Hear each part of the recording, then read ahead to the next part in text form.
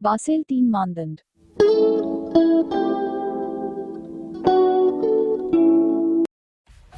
Subscribe कीजिए हमारे channel को और बेल आइकॉन को दबाइए हमारी लेटेस्ट वीडियो सबसे पहले देखने के लिए।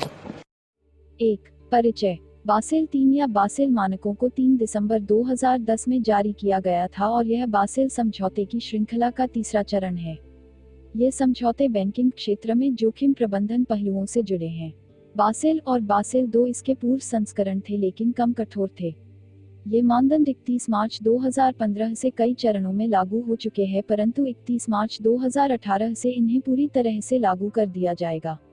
बैंकिंग पर्यवेक्षण पर बासेल समिति के अनुसार बासेल 3 सुधार उपायों का एक व्यापक सेट है जिसे बासेल समिति ने बैंकिंग क्षेत्र में विनियमन, पर्यवेक्षण और जोखिम प्रबंधन को मजबूत बनाने के लिए बैंकिंग पर्यवेक्षण पर तैयार किया है।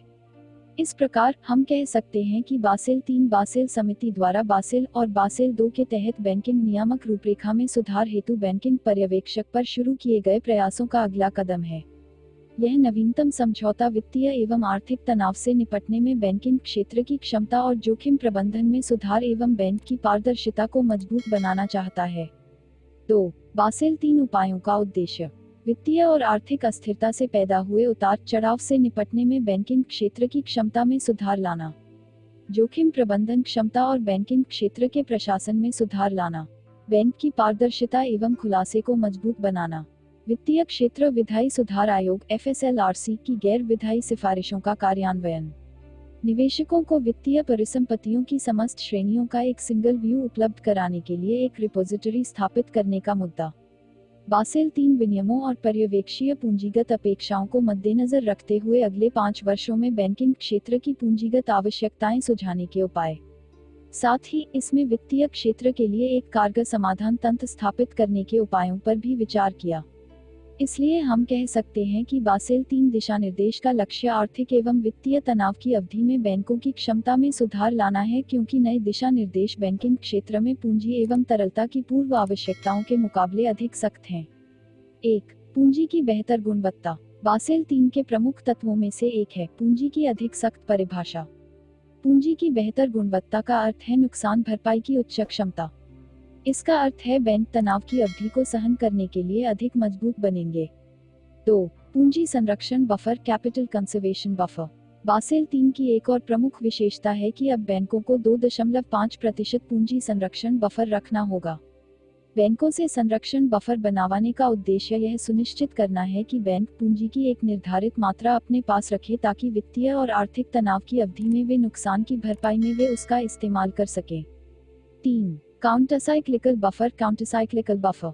यह भी बासेल 3 के प्रमुख तत्वों में से एक है। इसे अच्छे समय में पूंजी जरूरतों में बढ़ोतरी करने और बुरे समय में उसमें कम करने के उद्देश्य से शामिल किया गया था। जरूरत से ज्यादा इस्तेमाल किए जाने पर बफर बैंकिंग गतिविधि को धीमा कर देगा और बुरे समय में उधार देने को बढ़ावा देगा। बफर 0% से 2.5% के बीच होगा। इसमें सामान्य इक्विटी या पूरी तरह से नुकसान की भरपाई करने वाली अन्य पूंजी होगी। 4. न्यूनतम सामान्य इक्विटी और टियर 1 पूंजी आवश्यकताएं। सामान्य इक्विटी के लिए न्यूनतम आवश्यकता नुकसान की भरपाई करने वाली पूंजी का सर्वोच्च रूप को बासेल 3 में कुल जोखिम भारित परिसंपत्तियों का 2% से बढ़ाकर 4.5% कर दिया गया है।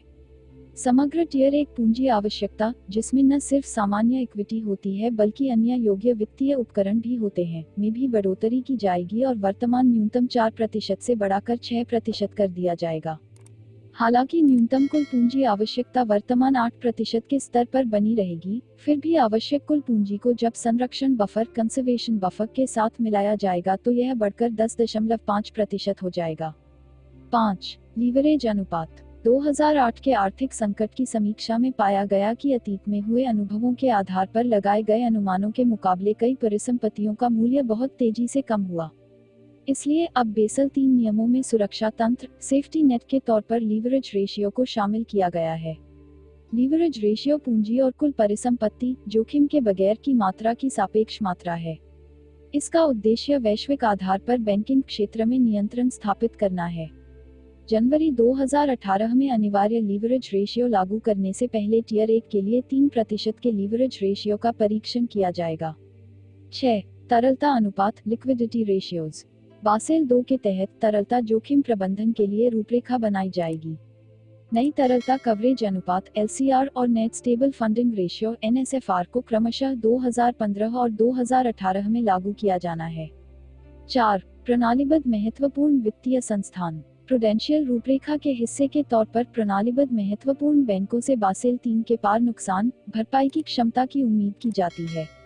कार्यान्वयन के लिए विकल्पों में पूंजी अधिभार, आकस्मिक पूंजी और जमानत ऋण शामिल है। बासेल 3 मानदंड भारतीय बैंकों को किस प्रकार प्रभावित करेंगे?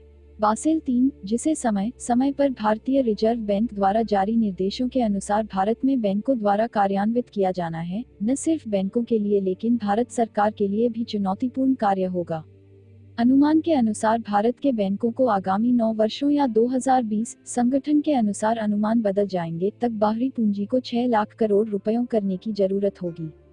इस हद तक पूंजी का विस्तार इन बैंकों, खासकर निजी क्षेत्र के बैंकों की इक्विटी रिटर्न्स को प्रभावित करेगी। हालांकि भारतीय बैंकों के लिए सिर्फ यही राहत की बात है कि ऐतिहासिक दृष्टि से उन्होंने न्यूनतम नियामक की पहुंच में अपने मूल और समग्र पूंजी तक पहुंच को बनाए रखा है।